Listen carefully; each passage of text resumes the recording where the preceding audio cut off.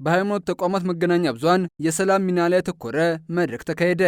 ጥቅምት 27 ቀን 2018 ዓ.ም በሰላም እሴት ግንባታ ላይ የሃይማኖት ተቋማት መገናኛ ብዙሃን አስተዋጽኦ በሚል መሪ ቃል የአዲስ አበባ ሃይማኖት ተቋማት ጉባኤ ከከተማዋ አስተዳደር ኮሚኒኬሽን ጉዳዮች ቢሮ ጋር በመተባበር የግንዛቤ መስጫ መድረክ አካሄደ።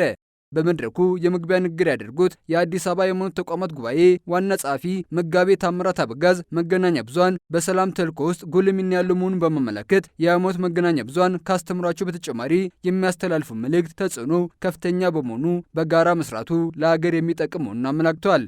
ዋና ጸሐፊው የሃይማኖት መገናኛ ብዙሃን ለሰላም ያላቸው ጉልህ ሚና በተገቢ መንገድ ካልሄዱ ለግጭትና እልቂትም መነሻ ሊሆኑ የሚችሉ መሆኑን ጠቁመዋል። በዕለቱ የሃይማኖት ተቋማት በተለያዩ የመገናኛ ብዙሃን መድረኮች አማካኝነት አለመግባባቶችን ለመፍታት የቻሉ ቢሆንም እንዲሁ ከአቅምና ክህሎት አንጻር በርካታ ተግዳሮቶች የገጠሟቸው መሆኑን ተመላክቷል። ከዚህም በተጨማሪ የመልእክቶች የተሳሳተ ግንዛቤ መፈጠርና አንዱን ከሌላው በማነጻጸር ውስጥ የሚፈጠሩ ክፍተቶችም እንደሚገኙ በመድረኩ ተገልጿል።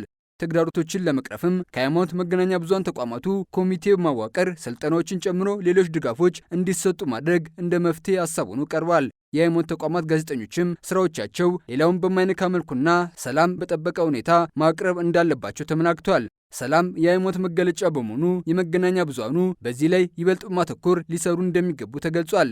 በተነሱ ሀሳቦች ላይም ጥያቄዎች በመነሳት ውይይቶች ተደርጎባቸው በቀጣይ መሰል መድረኮች እንደሚዘጋጁም ተገልጿል።